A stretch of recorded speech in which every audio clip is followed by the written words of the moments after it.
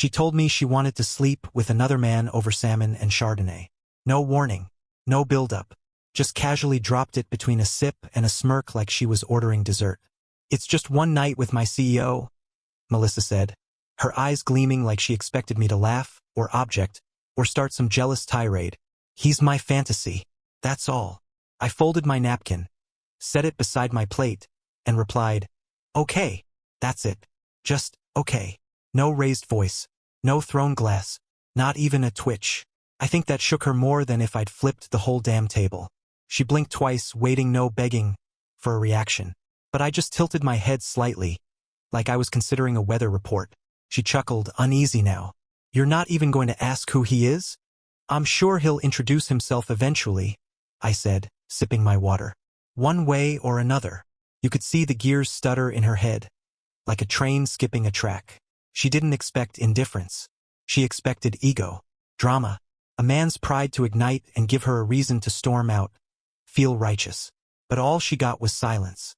And silence doesn't give you anything to argue with. We slept in the same bed that night. She turned away from me. I didn't move. She probably thought I was stewing. But I wasn't. I'd already made the first call. And I know this probably sounds insane to most people listening, but believe me, over 97% of people who hear this story never subscribe. I'm telling you, that small click does more than you think. It tells the team this story matters. That people like you actually want more of them. And trust me, this one goes somewhere. Hit subscribe, then keep listening. Because that next morning, I rose before sunrise like always. Ironed shirt, tie knotted, polished shoes. Melissa didn't stir. Probably exhausted from plotting her little fantasy. I left her a coffee mug, not out of kindness, habit. And when I walked out, I didn't look back. I didn't have to. I'd already mapped every single step. She thought I'd given her permission, but I wasn't agreeing. I was documenting. Melissa's always misunderstood quiet men. She thought silence was permission, or worse, powerlessness. She never saw it for what it really was: planning, precision, leverage. She'd been married to me for 18 years and never once asked what I really did. She knew I consulted. Something legal adjacent. That was enough for her. As long as bills were paid, dinners were posh, and the Range Rover had gas, she didn't need the details. But Melissa forgot one crucial truth about fantasies. When you chase them blindly, you step right past the edge without realizing the drop. And her CEO, Daniel Mercer, he wasn't just some powerful man at the top of Courage's pyramid. He was already in my way. She just gave me the perfect reason to move him. And unlike Melissa, I don't chase fantasies. I erase threats. By the time she woke up, still tasting wine and self-satisfaction, I was already on my second meeting of the morning. And Daniel Mercer? He was just beginning to feel the first hairline fracture in the floor beneath him. But Melissa? She still thought she was in control. That I'd sulk, maybe rage, eventually forgive. She thought she'd play the bold, liberated woman who owned her truth, and maybe cry some tears if things got bumpy. She had no idea the machine had already started. She'd always called me boring, predictable, said I lacked spontaneity. But she never understood that predictability isn't dull. It's dangerous when it's strategic, when it lets your enemy believe they're safe right before the fall. She wasn't going to see the collapse coming, because it would arrive slowly, quietly, and then all at once. The scream on the other end of the line was so loud, Melissa dropped her phone. It was 6:12 a.m. Her head was pounding, mouth dry from last night's Merlot, and sunlight was barely creeping through the curtains when her phone exploded with the shrillest ringtone she'd ever heard. Private number. She answered on instinct, still half asleep. "The merger's dead." Daniel's voice cracked through the speaker, pure venom wrapped in panic. "The board just called an emergency vote." I walked in and they were already seated. "Who is your husband?" Melissa sat up in bed, heart lurching, chest tight. "What?" she whispered, not even fully processing the words. "What are you—" "Daniel, what are you talking about?" He didn't repeat it. He just exhaled through clenched teeth like he was being watched, like someone was standing right behind him. Then click. Silence. Call ended. She stared at her screen. 6:13 a.m. Her notifications were lighting up with news alerts, investor group emails, and Slack pings with subject lines like WTF and emergency board session now. She stumbled out of bed, opened her laptop, and within minutes, the headline was there. Courage, Novatech merger halted. Sources cite unresolved conflicts. Deal placed on indefinite hold pending internal review. No quotes. No official statement. Just a carefully worded mess. She opened her work chat. Dozens of messages flooded in. Did you know? What happened? Did Daniel really tank it? What the hell's going on with the transition shares? And then one private message from Courage's general counsel.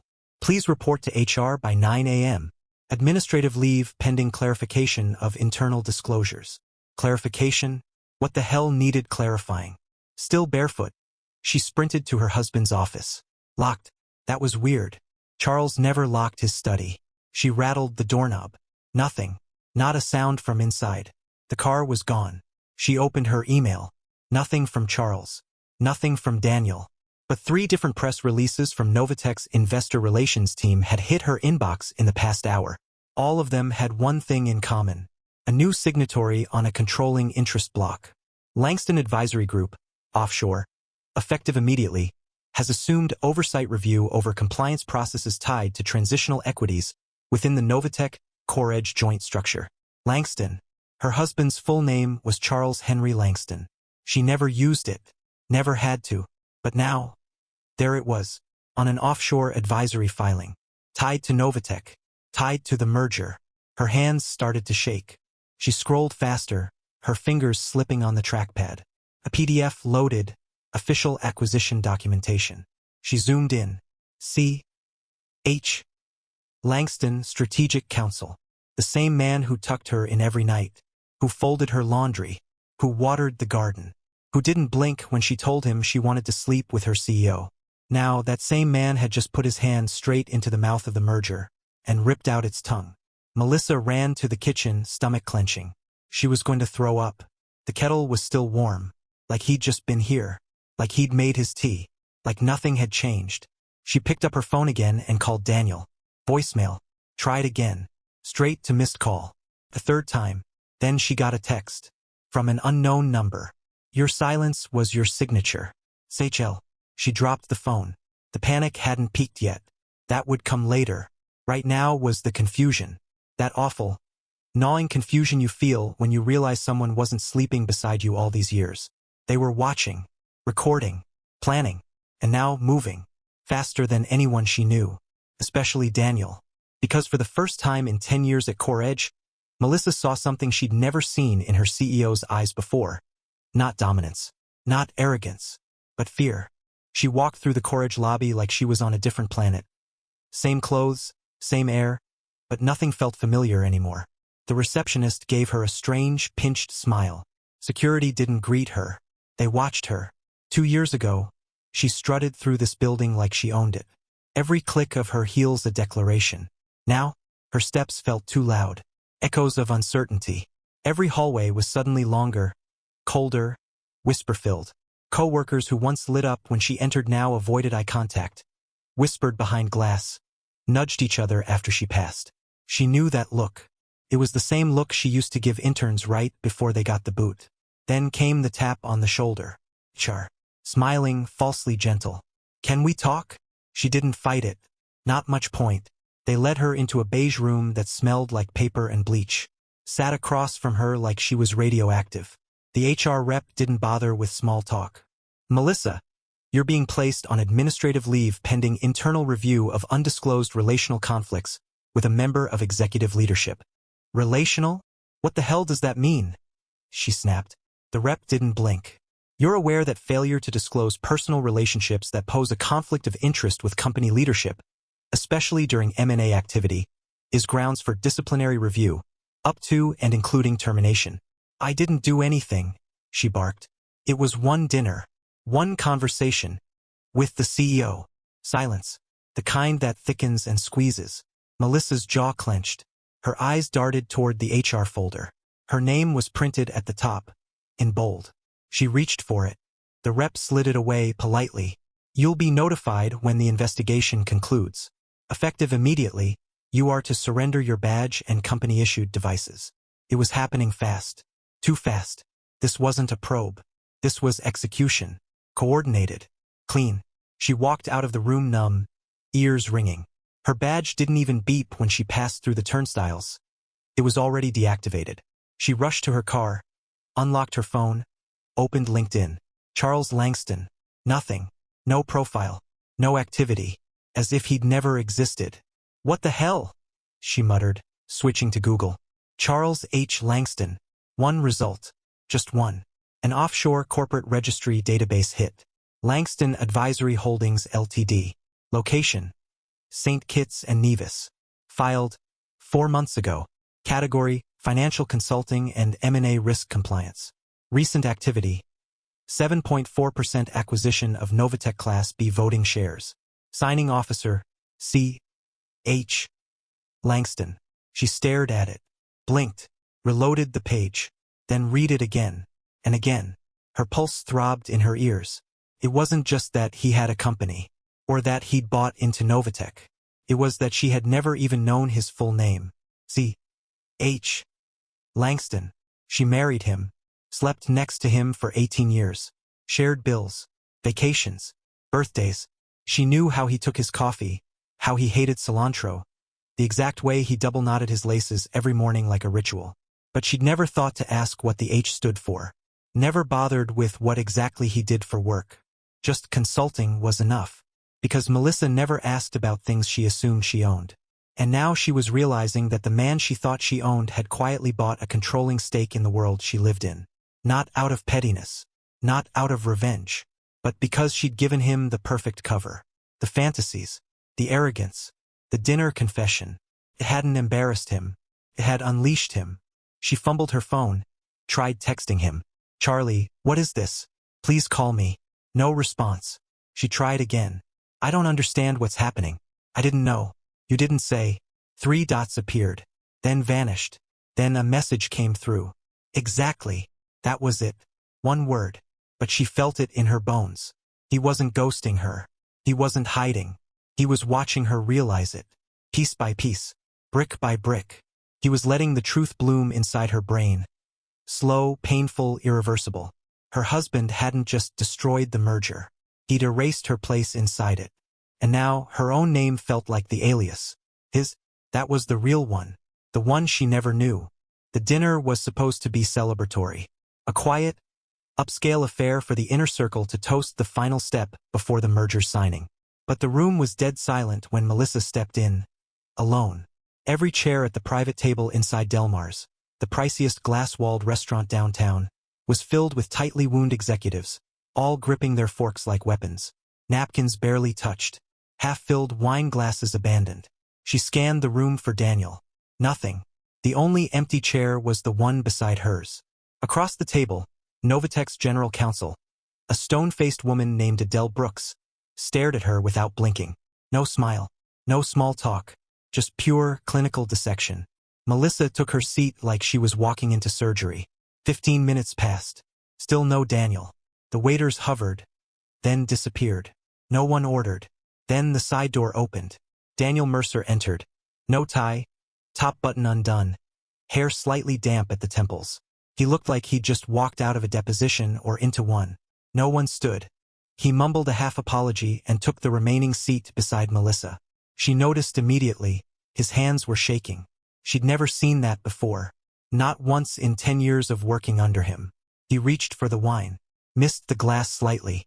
That's when Adele reached into her briefcase and pulled out a folder. Quietly, no ceremony, just slid it onto the table like it was the bill for the evening. Daniel, she said, her voice almost kind, like someone delivering hospice news. You should have disclosed. He froze, one hand still hovering over the untouched bread plate. Adele opened the folder slowly, page by page like a prosecuting attorney savoring every clause. Clause 14, B, subsection 3, conflict disclosure failure. You were personally involved with a direct report spouse during a pending merger involving equity transitions and shared IP access. Melissa's mouth went dry. Daniel didn't respond, didn't move. Adele continued. You never disclosed your relationship with Melissa Langston to the board. Despite repeated compliance updates, despite onboarding instructions, despite our direct email queries last quarter. This wasn't a relationship, Daniel said through his teeth. It was. You're exposed. She cut him off. Personally. Legally. Financially. She tapped a line in the document. Voidance of executive indemnity. This applies retroactively. You will carry personal liability for any damages Novatech sustains if this merger collapses due to undisclosed internal conflicts. Another page flipped. Melissa leaned in, trying to speak. We never. But Adele wasn't looking at her. She was looking at Daniel. And Daniel? He was pale now. He'd stopped shaking. Now he was just still. Too still. This is insane, he finally muttered. We were days away from final approval. We had mutual agreement on IP carve-outs. The press embargo was already lifted. Adele didn't smile. And now your lack of disclosure might cost our shareholders 8 figures. Which, incidentally, they can sue you for personally. Not Courage. You. Melissa's breath caught. She looked around the table. Not one person met her eyes. Even the CFO, who once flirted with her during team retreats, was staring at his hands. You're scapegoating me? Daniel snapped, trying to summon his usual fury. This is politics. It's paperwork, Adele replied. Then she reached for the last page and set it down in front of him. It was signed. Already dated. Termination proposal, emergency board session. Prepared in advance. Daniel's signature line was blank. Melissa leaned over, whispering. They're not just coming for you, Daniel. He turned, eyes bloodshot. What the hell did your husband do? She didn't answer. Not because she was protecting Charles, but because she honestly didn't know. She only knew what she'd caused. The dinner was over before it started. The chairs scraped back one by one, like the board was exiting a funeral. The CFO walked out first. Then the Novatech COO. Then Adele, who simply closed her folder and didn't say goodbye.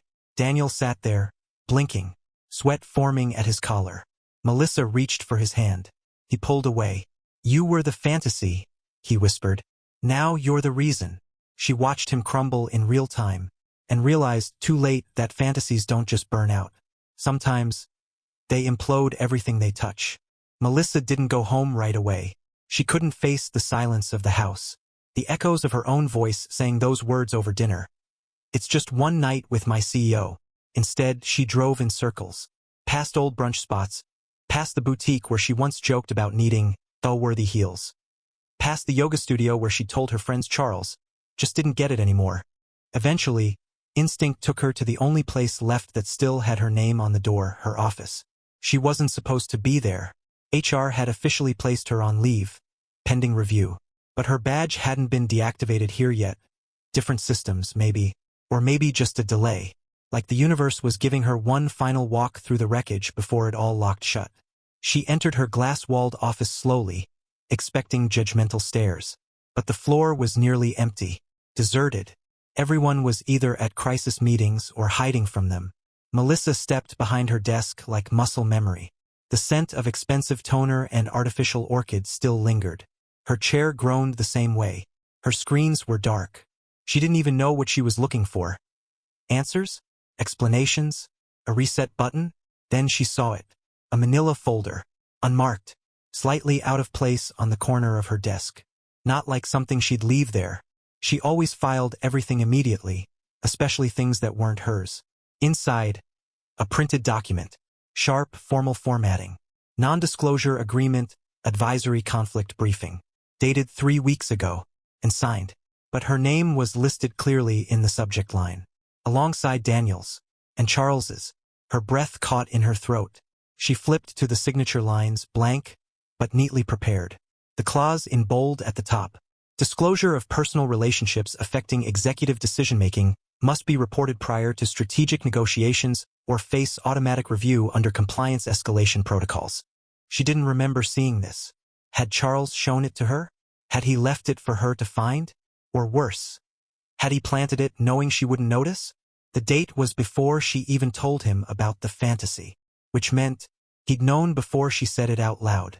Her hand trembled as she set the paper down. That's when her phone buzzed. Unknown number. No name.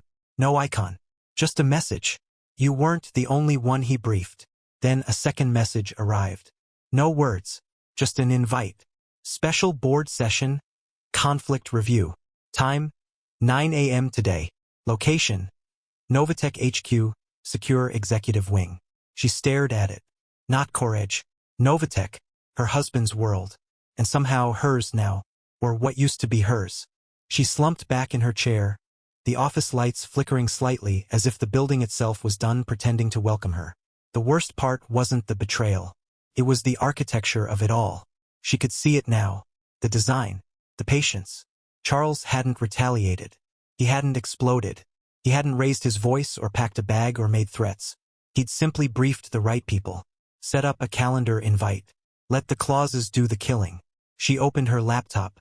Tried to access CoreEdge's internal portal. Access denied. HR profile removed. Corporate email suspended. She stared at the screen, stunned, then opened a private tab and searched her own name.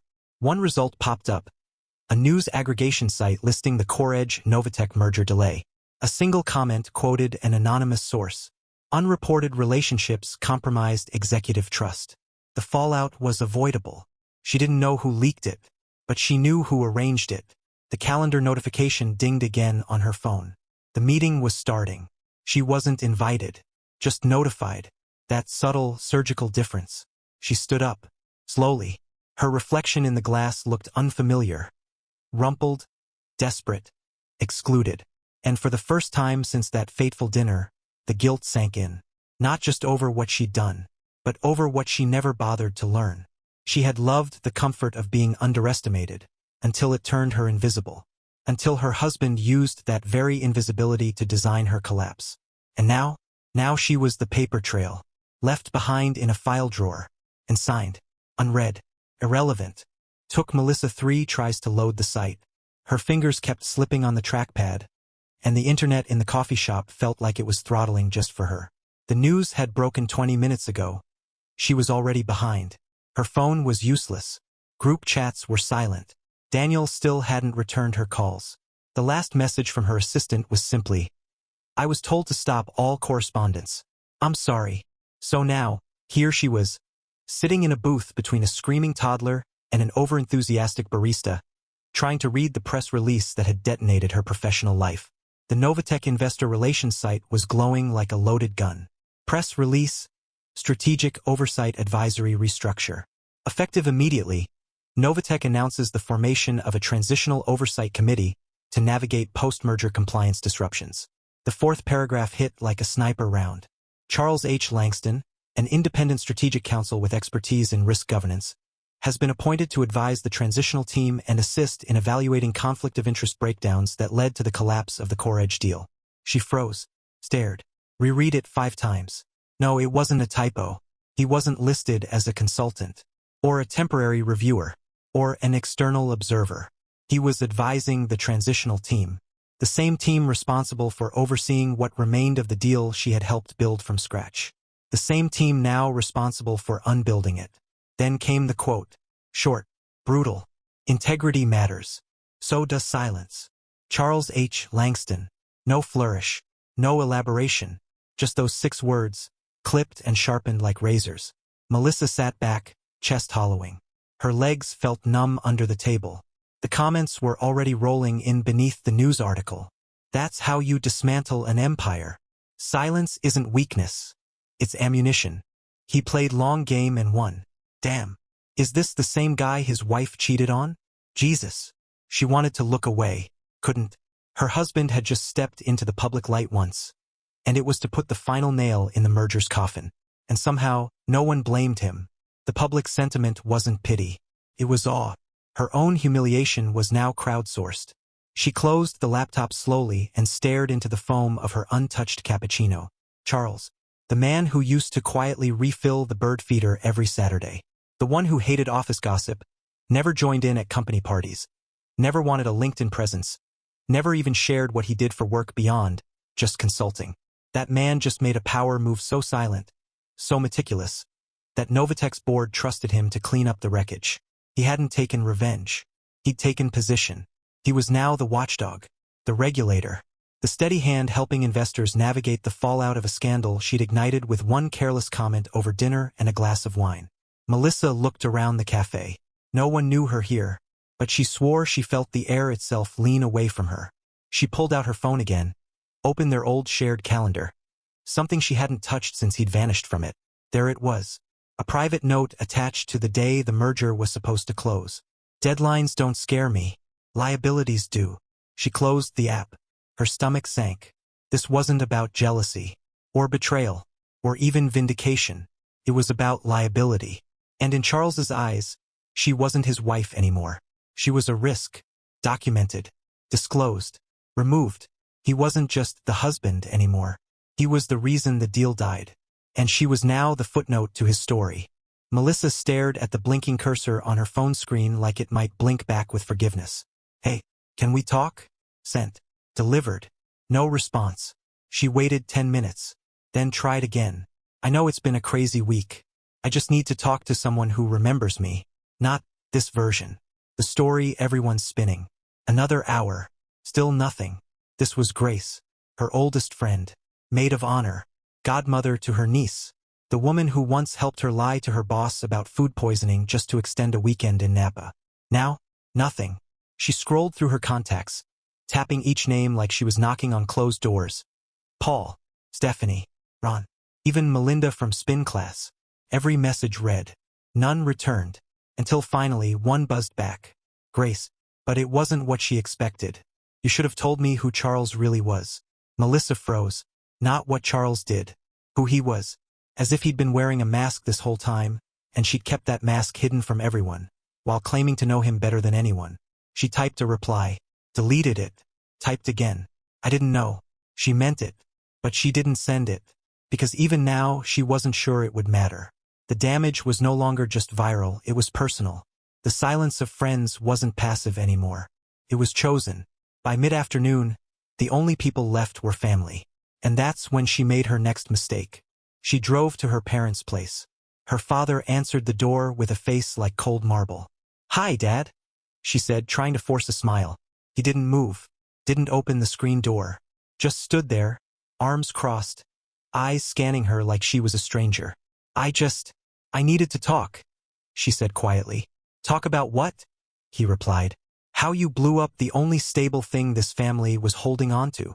She blinked. I didn't know. You didn't care to, he snapped.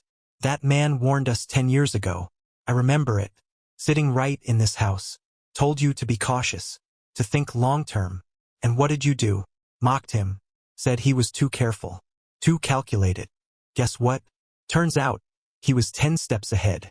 Her mouth opened, but nothing came out. I lost 200 grand in this merger, he said. Retirement stock. You think that's just paper losses to someone my age? Dad, I didn't do this to you. No, he said. You did it to him, and he used it. He stepped back from the door slightly, hands still on the knob. You don't get to cry about this. You lit the match and handed it to the man holding the map. I'm not mad he burned it down. I'm mad you didn't realize he could. The screen door stayed closed. Her mother didn't come out. There was no hug, no warm kitchen smell, no refuge. Just the echo of the door closing softly behind her as she stepped off the porch. Melissa sat in her car and stared at the dashboard, blinking back tears that didn't come. She wasn't numb. Not anymore. She was absent. Erased from rooms she once owned. Shut out of friendships she thought were unshakable. A pariah in her own family. Not because she cheated, but because she misjudged the one man nobody really understood. Charles had never raised his voice. Never tried to make a spectacle. But he didn't have to. His silence had become a gravity well, pulling everything into it until her entire life collapsed inward. And now no one was asking, why did Charles do this? They were all asking, why didn't you see it coming? Melissa looked at herself in the rearview mirror. Mascara smeared, hair in disarray, lipstick cracked. She didn't look like a victim. She looked like someone who just realized the empire she built had been resting on a foundation she never even bothered to read. Melissa parked down the block from the Coredge building, half expecting someone to be waiting. HR maybe. Security. A process server if things really hit rock bottom.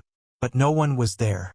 Just the same revolving glass doors spinning with people pretending they didn't know what had happened. She hadn't set foot here in 4 days. Felt like 4 years. Her blazer was wrinkled. Her heels pinched.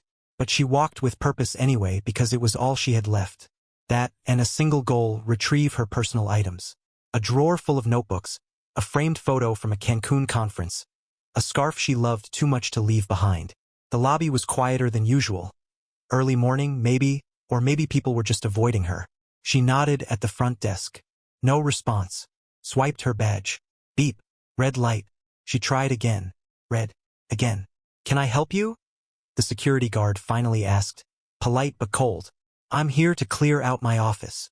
Name? She hesitated absurdly. Melissa Langston. The guard tapped something into the monitor. His face didn't change. I'm sorry. Your access has been fully revoked. You'll need an escort. One moment. She waited. People passed by, colleagues, interns, junior execs she used to mentor. None of them stopped. Some glanced. Most didn't. One even flinched when she made eye contact, like shame was contagious. Security returned. Someone from HR will meet you in the elevator bay. And just like that, she was escorted like a stranger, like a threat, through the very halls she once helped decorate during rebranding. Past the mural she'd commissioned. Past the glass-walled office that used to be hers. Now empty. No nameplate. No desk. Not even her chair. They hadn't reassigned the space. They'd erased it. HR handed her a sealed box with her name scribbled on the side in marker. No ceremony. No final meeting. Not even a clipboard to sign. Just, here's what's left of you. She didn't cry. Not then. She carried the box down herself, one step at a time, heels clicking in a rhythm that once echoed power. Now just resignation. As she reached the curb, a sleek Blacktown car pulled up, stopped just ahead of her. The kind you order for board members or visiting VPs. The rear door opened. Her hands froze on the box. Charles stepped out. Tailored suit. Calm posture. That same unassuming composure he always had, like he was part of the wallpaper until suddenly, he was the room. 2 CoreEdge board members exited the building right then. Charles extended a hand. They shook it. Smiled. One even laughed. Laughed. Like they'd forgotten she existed. Like her replacement wasn't a replacement. It was an upgrade. She stood frozen on the curb, cardboard box digging into her ribs, watching her husband. No. Not husband now, her architect. Step into her world and fill it like he'd always belonged. He never looked at her. Not once. Not a glance. Not a pause. Not even a flicker of recognition. And that was the worst part. He didn't hate her. He just didn't need to see her. Because in his mind, she wasn't the threat anymore. She was already processed, logged, archived, decommissioned. Charles walked up the steps into the building, flanked by men who once only knew him as Melissa's quiet husband. Now they greeted him as a peer, an asset, maybe even a savior. She stood there long after he disappeared into the glass. Wind hit her face, not sharp but hollow, like a whisper from a story that had already ended. She looked down at the box in her arms. One side had begun to cave in from the weight, just like her. The recording came from an anonymous inbox. No name, no subject, just a single audio file. Investor_roundtable_closed_5 AM MP3. Melissa stared at it, thumb hovering. Her hands were trembling, but not from fear. Something worse. Anticipation mixed with dread. The kind that coils deep in your stomach when you already know the outcome, but your body hasn't caught up. She sat alone in the guest room at her sister's house. Her old room, the one with faded wallpaper and a sagging mattress, where she'd spent her high school years scribbling in diaries and dreaming about men with yachts and corner offices. The irony was venomous. She hit play. A few seconds of static. Then voices. Muted, calm, expensive voices. The cadence of men who make decisions before breakfast that shift markets. Then a voice broke through. Charles. My wife once said, "It's just one night." Melissa's breath caught. His voice was clear, controlled, not angry, not smug, just deliberate. That night, he continued, cost this company $480 million in pre-valuation, not to mention a decade of credibility. Silence. She heard papers shuffle, a pen click, someone clear their throat. Nervous tells in a room full of people who suddenly remembered just how fast things fall apart when they bet on the wrong person. Charles continued, let's not pretend the valuation was lost due to market volatility. It wasn't. It was lost because of internal negligence. Because people got comfortable. Lazy. Entitled. She could hear him flipping a page. I didn't speak up for 18 years.